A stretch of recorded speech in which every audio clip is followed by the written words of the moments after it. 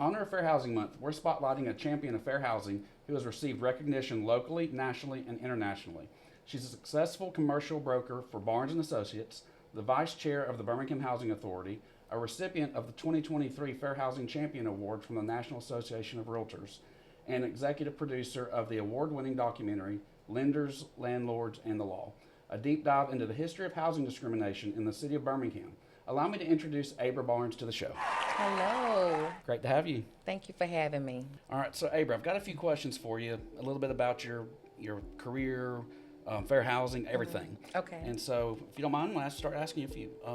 What was the path that led you to real estate? Oh, wow. So my father, he got into real estate when I was 6 years old. And he started his firm in 1989. I joined my father in 2000, right after college. So my father was the person that even guided me into real estate and had me even think about it. My mindset was nowhere close to real estate. Yeah. I was always into fashion. I used to be an assistant buyer at Neiman Marcus and a stylist. Wow. So I never thought about real estate, but it was my father. Okay. Yes. Great influence. So why are you so passionate about fair housing? Coming from humble beginnings, I grew up in Kingston. A lot of people don't know where Kingston is, but it's right on the edge of Woodlawn. And we lived in what people call a home house. But just 2 blocks away from me was public housing. A low income neighborhood, just people trying to survive. And I saw so many people struggle and try to look for quality housing. Mm-hmm. And also seeing my father be a part of home ownership, I just always felt like everybody deserves a quality home. Everybody deserves a home. If you see my billboards now, that's what my quote is. Yeah. Everybody deserves a home. I feel like where you lay your head, having a comfortable place to lay your head can be the gate to so many things. Without having quality housing, sometimes we wake up in a different moods. It can affect where we work. It can affect where we lay our head, affects where we go to school. It can affect the type of insurance we have, the type of medical treatment we receive, all because of our zip code, all because of where we lay our head. And I know that home ownership and access to housing opens doors that a lot of times are closed. So that's why I'm so passionate about housing and fair housing. That's awesome. Those are all really very important things. And I mean, especially like I said, with the school, with zip codes being so aligned with school, it's a huge deal to get that good education. So yes, I mean, it's all those things. But so what are some positive things you've seen happening regarding fair housing in Birmingham? So when I think of Birmingham, I think of the municipality, the city government of Birmingham, and a lot of the community partners. With the city of Birmingham, I have traveled all over the world, and I've seen what a lot of other cities do and do not do as relates to fair housing. And I can say that Birmingham I give it an A+ for the effort that they're putting towards fair housing that I have not seen in several other cities. Birmingham has partnered with several developers to offer low to moderate income housing communities and spot building opportunities for developers to make housing more affordable. Birmingham has partnered to be able to give grant monies to people for home ownership to make home ownership more attainable. Our local government of City of Birmingham and organizations like the Housing Authority, which I'm vice chair, they have partnered together to provide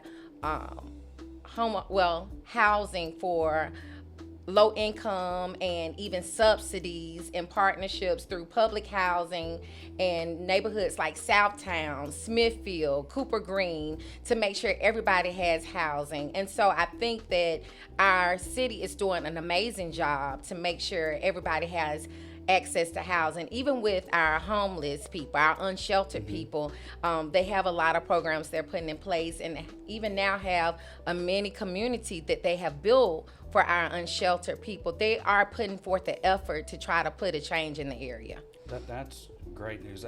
Right out of college, I actually worked for the Housing Authority just a little bit as an wow. electrician in Smithfield. Okay. And it allowed me to see a part of Birmingham that I had not seen growing up. and appreciate, not only what I had, but Yes. appreciate people going through this and going through certain situations in life, and being able to overcome obstacles and overcome things that, like I said, a lot of people just don't see. They don't see. And it's Birmingham. It's our neighbors. It's our people we're going to work with. It's people our kids are going to school with.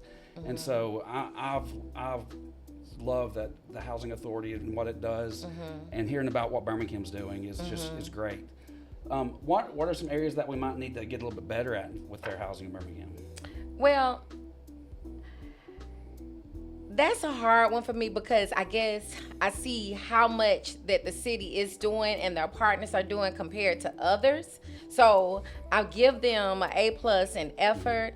I think that to partner, to spread the love, to bring in other partners, that would be something that I would suggest that they do. We don't have to just stick with the same people we've been doing business with forever, but to spread the love. Okay.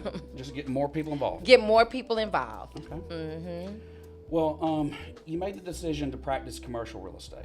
Can you talk about your experience working with underserved communities on the commercial side of things? Yes. So when I first got into commercial real estate, it happened because neighborhoods were shifting, and a lot of my commercial colleagues, some neighborhoods might not have been as profitable or might not be a neighborhood some might feel comfortable to go to, and that's how I got into commercial real estate.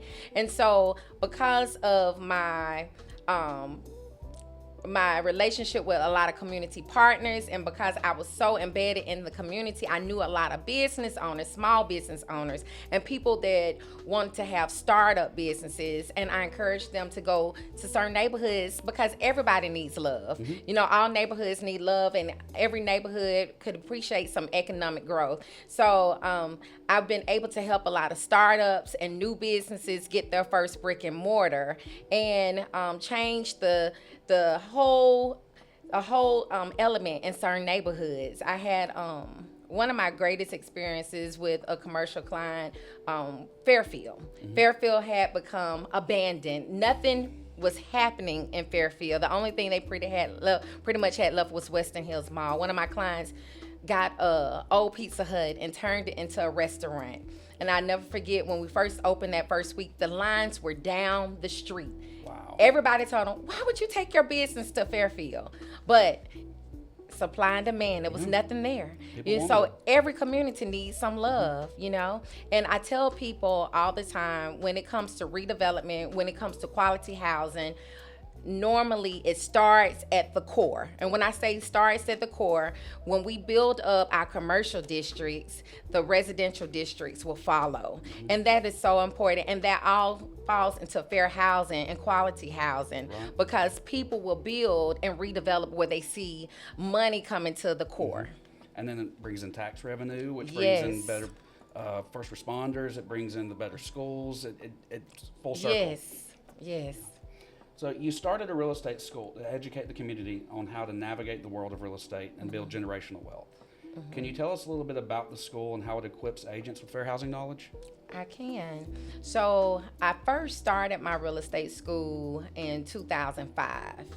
And I did it because it was not too many real estate schools that were encouraging, especially minorities, to become real estate agents, and then teaching the value of home ownership.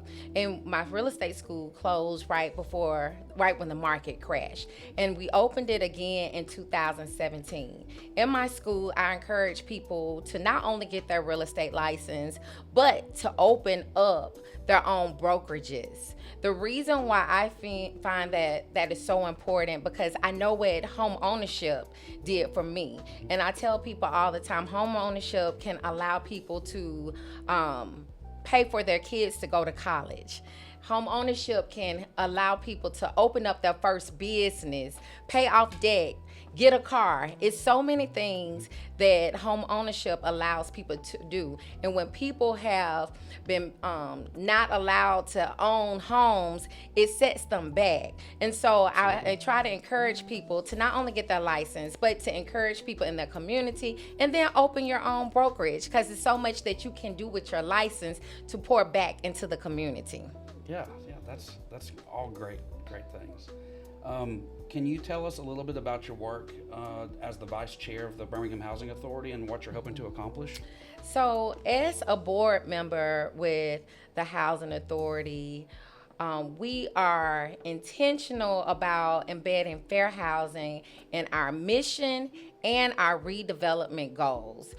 We have done that recently in our initiatives with Cooper Green Homes in Southtown. A lot of people are familiar with Southtown.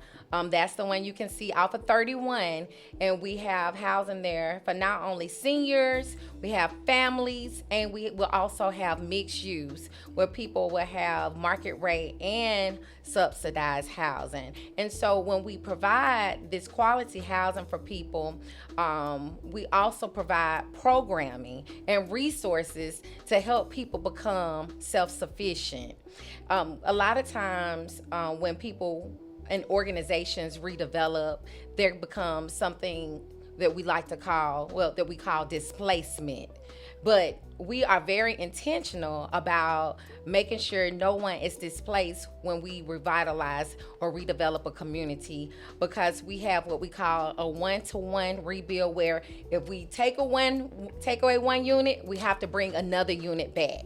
And we have a comeback guarantee for our residents as well. So if you leave a community, you're going to have the first right of refusal to be able to come back before we bring others in.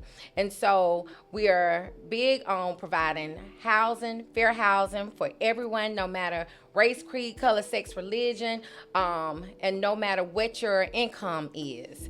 And we are big on programming.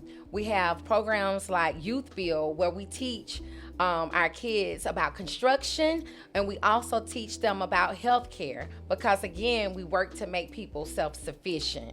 And so it's a lot of great programs that comes out of the Housing Authority, and we are very intentional. I tell people, I don't want to put anyone in any place that I would not want to be in myself. We have a long way to go because some of our buildings are old, but we're working on redeveloping each one by one.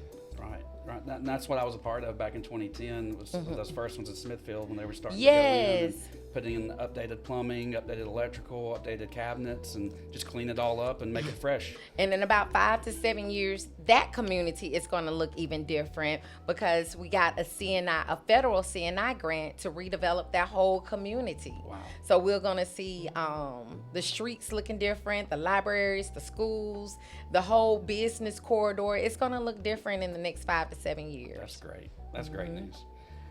You won an International Aurelio Award for your documentary, Lenders, Landlords, and the Law. What was it like working on that project and being able to bring fair housing awareness to theaters? Oh my goodness. So that was truly an experience for me. I was passionate.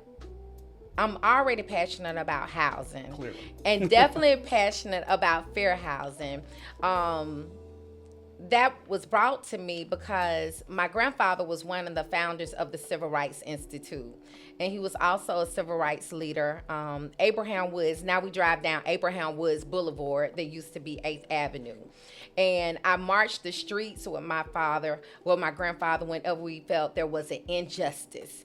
And so I've been around people that have been underserved or done wrong, or discriminated against. And so my grandfather has always wanted to be a voice for the voiceless, and he put that in me. So, and I talk about the benefits of having access to housing and home ownerships, and I feel like everybody should have the opportunity to experience that. So I wanted to spread the word. I decided to do this documentary because I want to spread the word about fair housing and also use it as a fundraiser for the Civil Rights Institute. And it did much better than we expected. I got the opportunity to meet several people that had experienced discrimination in housing. I got a chance to meet people that had great things happen to them because they had access to housing. I got to meet a lot of historians, not only in the state of Alabama, but from across the world. It was an amazing experience. I thought I knew a lot, but I learned a lot. Yeah. And I was able to build some great relationships doing that. That was the first time I produced anything. And for that documentary to do so well and then to win an international award, blown away. To find out people in other countries were showing this video to their students and their classes and colleges.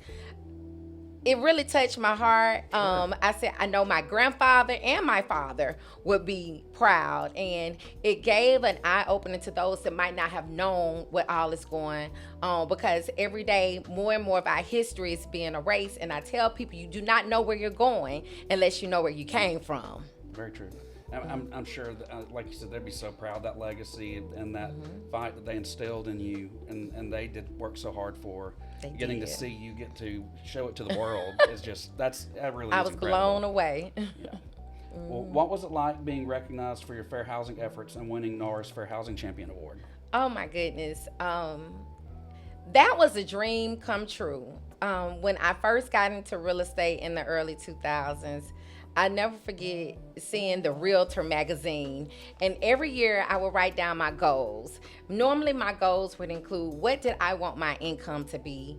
How many properties I would sell? And then one of my goals was always be on the cover of the Realtor magazine. I don't know why, but that had always been a goal. I didn't know how I was gonna do it. In my mind, I was thinking that I would make it to 40 under 40. Well, first it was 20 under 20, and then as I got older, 30 under 30, 40, you know how it changes. But that had always been a goal of mine, and to get it by being a fair housing champion, it really touched my soul. I really enjoyed my time in DC to get to meet politicians, people that are advocating for us on a national level. I got an opportunity to meet people that are advocating for us on a local and a statewide level, to meet other fair housing champions and to see what they were doing in their communities. That was awesome. I made a lot of great connections. Even still today, a lot of us still communicate. So I'm grateful to the National Association of Realtors for that opportunity. And that video itself too got shown around the world. And so I never thought that my story, little old Abra story, would be able to be seen around the world. That is all just really incredible. And do you have anything else that you've got coming up that you'd like to plug?